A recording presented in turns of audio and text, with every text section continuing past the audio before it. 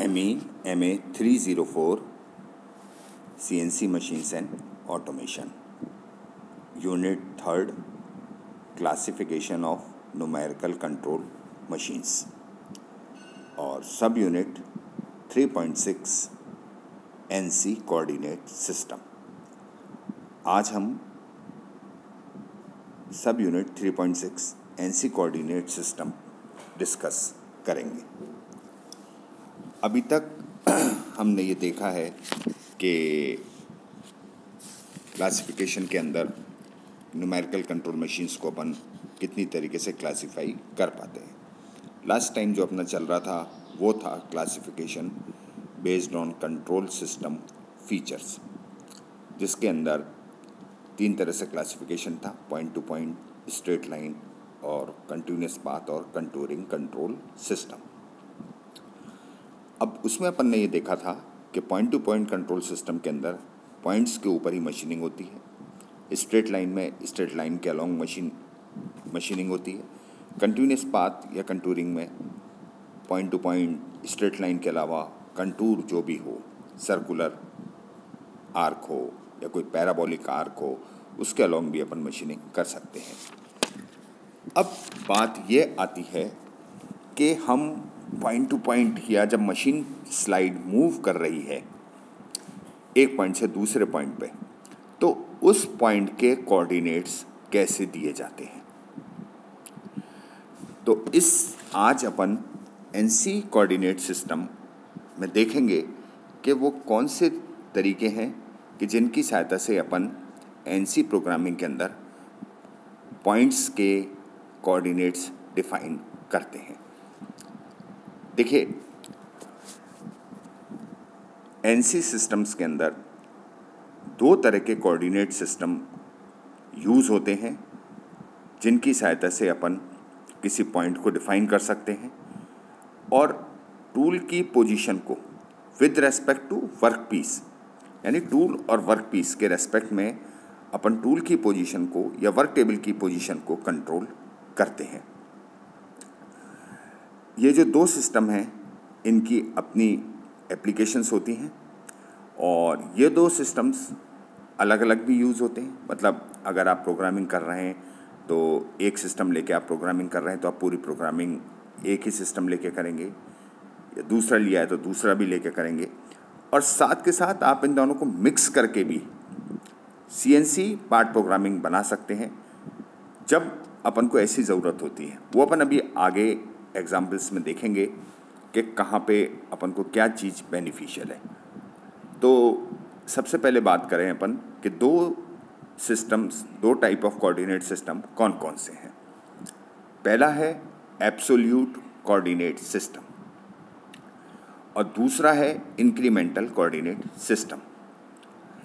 यहाँ तो देखिए, आपको जो कोऑर्डिनेट है उसके लिए 2 सिस्टम है। कोऑर्डिनेट को डिफाइन करने के ये 2 सिस्टम है, एब्सोल्यूट कोऑर्डिनेट सिस्टम और इंक्रीमेंटल कोऑर्डिनेट सिस्टम।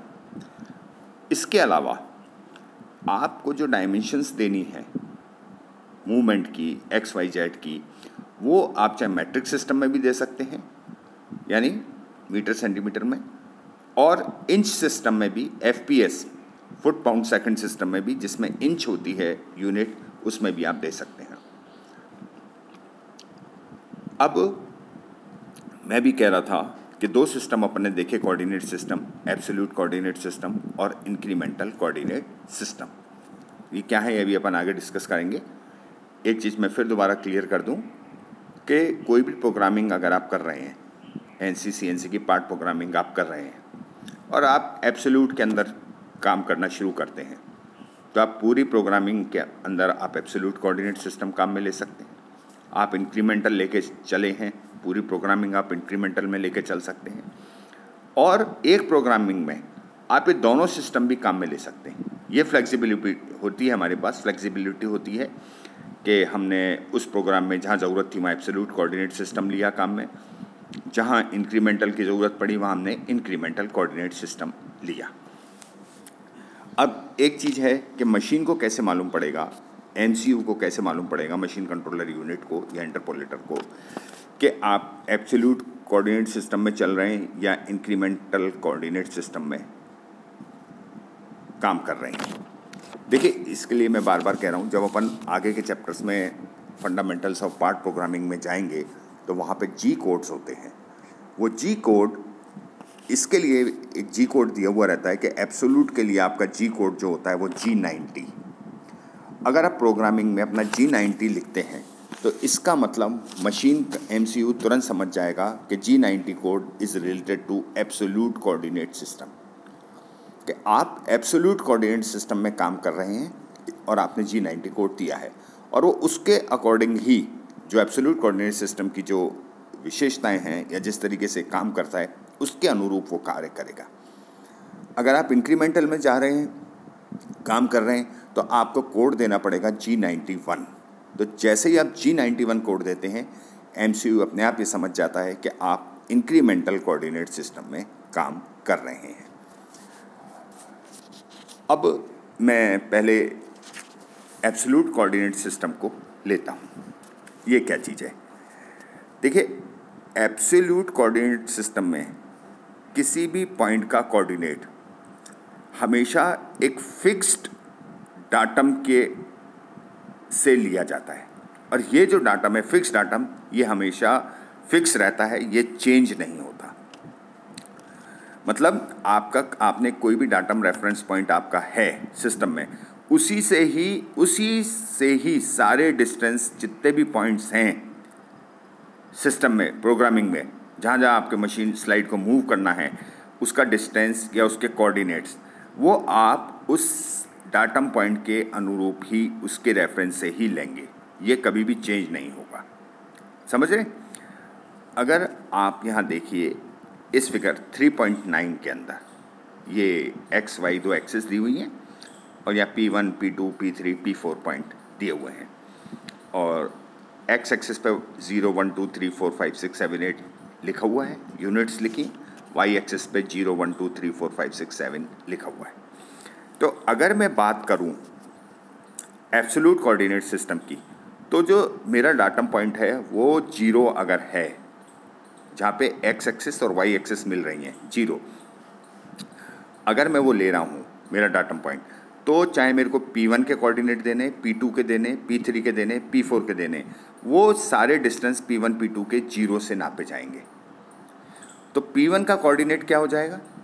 अगर मैं बात करूँ P1 का कोऑर्डिनेट, एक्स एक्सिस में कितनी यूनिट है 1, और वाई एक्सिस में कितना है 3, तो P1 के कोऑर्डिनेट क्या हो गए 1, 3। अब मैं बात करता हूँ P2 की। P2 को मेरे को कहाँ से नापना है? 0 से ही। यहाँ मैं आपको वही चीज़ बता रहा हूँ कि यहाँ पे हमारा जो फिक्स डाटम पॉइंट है वो कभी चेंज नहीं होगा। अगर मैंने 0 सेलेक्ट किया है तो सारे पॉइंट्स के लिए वो 0 से ही नापना है कोऑर्डिनेट लेने। तो P2 का क्या हो जाएगा? 0 से उसकी एक्स एक्सिस में दूरी कितनी है 3, और वाई एक्सिस में दूरी कितनी है 0 से P2 की 2। तो कोऑर्डिनेट क्या बन गया 3, 2। P2 का कोऑर्डिनेट क्या हो गए 3, 2। अब आप आइए P3 पे। कहाँ से आपको रेफरेंस लेना है? 0 से। तो 0 से P3 की एक्स एक्सिस में दूरी कितनी है 4, 4, और वाई एक्सिस पे दूरी कितनी है 2। तो P3 के कोऑर्डिनेट क्या हो गए 4, 2। अब मैं P4 की बात करूं, P4 का भी मेरे को रेफरेंस का पॉइंट मेरा क्या है 0, सेंटर पॉइंट 0। तो P4 का एक्स एक्सिस में डिस्टेंस 0 से कितना है 4, और वाई एक्सिस पे P4 का 0 से डिस्टेंस कितना है 3। तो यहाँ पे P4 के कोऑर्डिनेट क्या बन गए 4, 3। तो ये जो चीज़ होती है ये एब्सोल्यूट कोऑर्डिनेट सिस्टम में होती है। तो जो डाटम पोजीशन है आपकी, जो आपको रेफरेंस पॉइंट रखना है, वो आपको डिफाइन करना पड़ता है प्रोग्रामिंग स्टार्ट करने से पहले। जब आप प्रोग्रामिंग अपनी पार्ट प्रोग्रामिंग लिख रहे हैं तो उसमें आप ये डिफ़ाइन करते हैं कि मेरा रेफरेंस पॉइंट ये है, और वहाँ से मैं P1, P2, P3, P4 के डिस्टेंस कोऑर्डिनेट्स लूँगा, और ये चेंज नहीं होगा। ये बात कर रहा हूँ मैं एब्सोल्यूट कोऑर्डिनेट सिस्टम की, कि जिसमें जो आपने आपका रेफरेंस पॉइंट लिया है डाटम वाला, वो चेंज नहीं होगा पूरी प्रोग्रामिंग में। वो आप वहीं से आप अपने डिस्टेंस को नाप के चलेंगे। इसका एक बहुत बड़ा फ़ायदा होता है कि इस सिस्टम में, एब्सोल्यूट कोऑर्डिनेट सिस्टम में,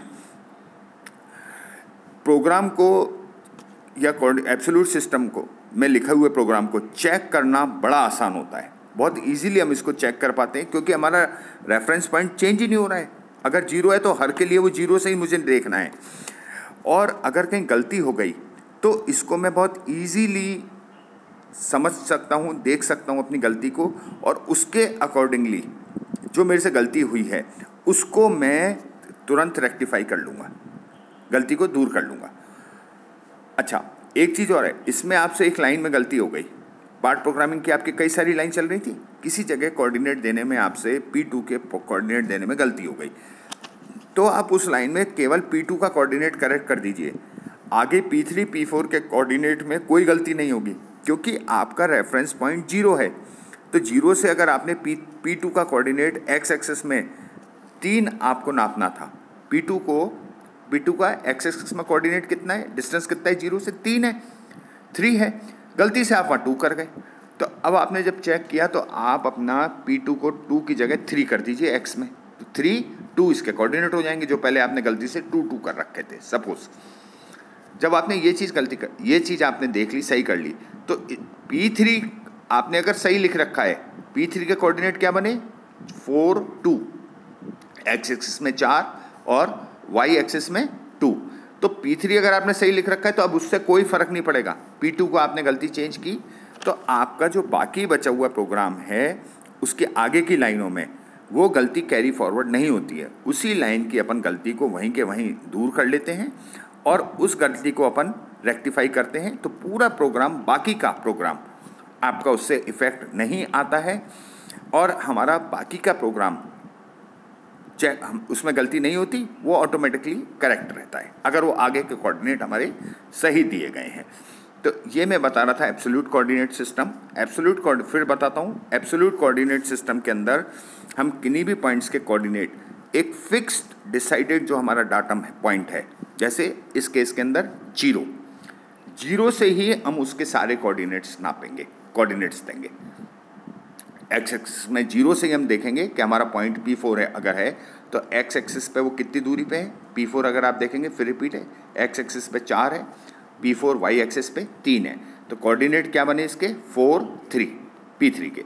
तो चाहे P1 हो, P2 हो, P3 हो, P4 हो, है ना, इसमें अपना फिक्स डाटम जो है वो जीरो है और इस जीरो फिक्स डाटम के अलोंग ही अपन सारे उसको कोऑर्डिनेट्स को इसी के अलोंग देंगे।